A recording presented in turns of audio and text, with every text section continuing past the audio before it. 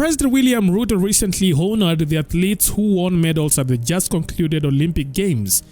Along with the awards, he also officially declared Eldoret as Kenya's 5th city in a vibrant ceremony attended by politicians and athletes who have represented Kenya on the global stage. As we honor these heroes, it is only fitting that we do it here in Eldoret, the city of champions.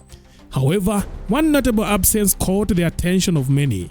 Africa's fastest man, Ferdinand Omanyala, was missing from the event.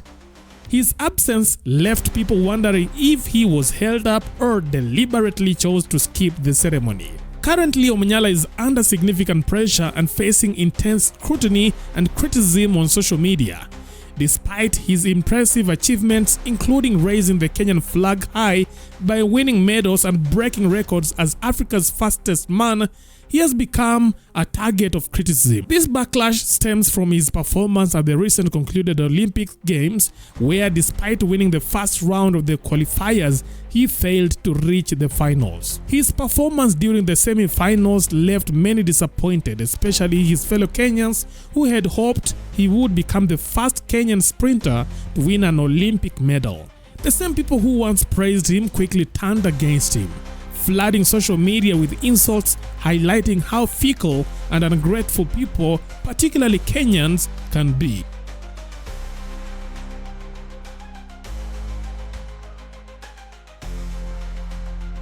Understanding the weight of his Olympic performance, Omanyala responded with a simple yet profound message to both his loyal supporters and critics. Whatever you are facing right now, it is not the end of your story. God is with you and always will be, he said. Since making that statement and his last post 6 days ago, Omanyala has maintained a low profile, staying off social media. His silence was particularly noticeable on August 15th during the ceremony that marked Eldoret's elevation to city status, a city renowned for producing world-class athletes. All Olympic athletes, both medalists and non-medalists, attended the event. Omanyala's absence did not go unnoticed, sparking speculation that he might have decided to step back from the public eye. Some believe that this break could be his way of coping with the disappointment and rejection from those who once cheered for him but now feel let down by him. I want to pursue us as Kenyans to celebrate our successes. During the event, President William Ruto acknowledged the pressure that athletes like Ferdinand Omanyala face, citing the example of renowned and decorated marathon champion Eliud Kipchoge, who failed to finish his race at the Olympics. This morning is a great morning, ladies and gentlemen, as I receive Beatrice, Faith, Emmanuel, Kwemoy, Obiri, and all the good people. These people are great Kenyans. It is not always that on a global stage, a country is celebrated. It reminds us as a country what we can achieve together. I want to persuade us as Kenyans to celebrate our successes.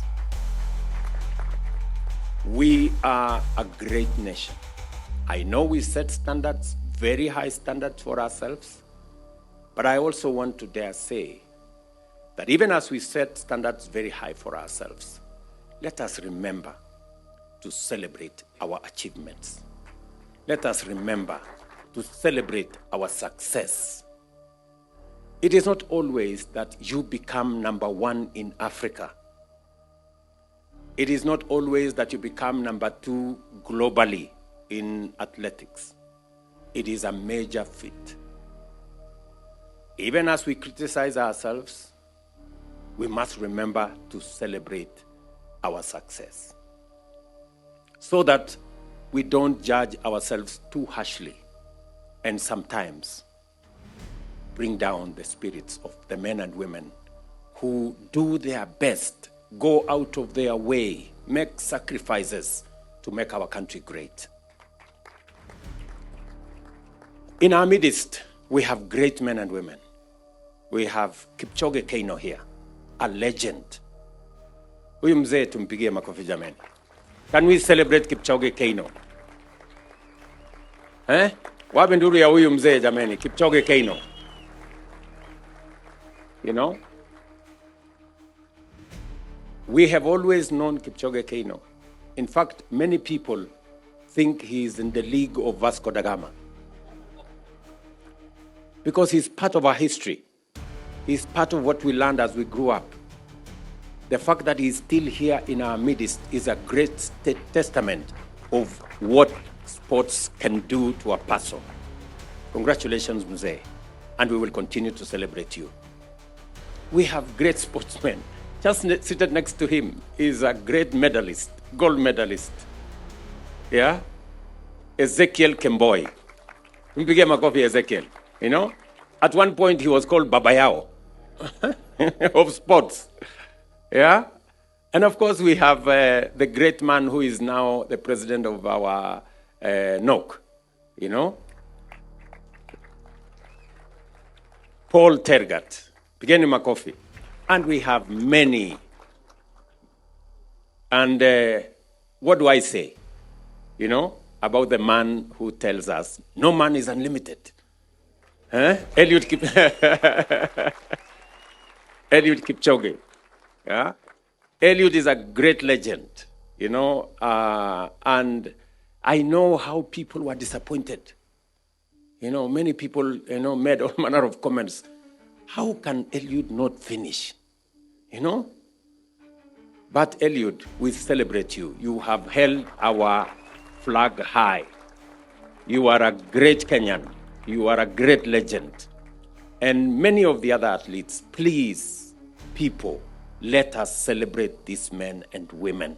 Let us criticize them less. They do a lot. They go out of their way. They make sacrifices to make our flag be flown in capitals around the world. Right? Tafadhali, you know, I know we set for ourselves very high standards, but we must be careful to know that when we are successful, we must remind ourselves to thank God and to celebrate and to appreciate. He urged Kenyans to refrain from criticizing athletes who have significantly contributed to putting Kenya on the global map, with Omanyala being a prime example. Same Olympic Games. Let's give a hearty clap. The next gold would like to celebrate is that of Emmanuel Wanyonyi.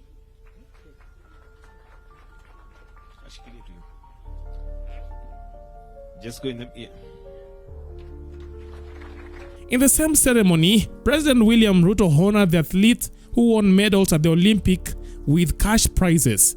Gold medalist Beatrice Chebet, who won 10,000 meters and 5,000 meters, Faith Kipyegon, who won 1,500 meters, and Emmanuel Wanyonyi 800 meters, each received 3 million shillings. Faith Kipyegon and Ronald Kwemoi were also awarded 2 million shillings for winning silver in the 5,000 meters track race.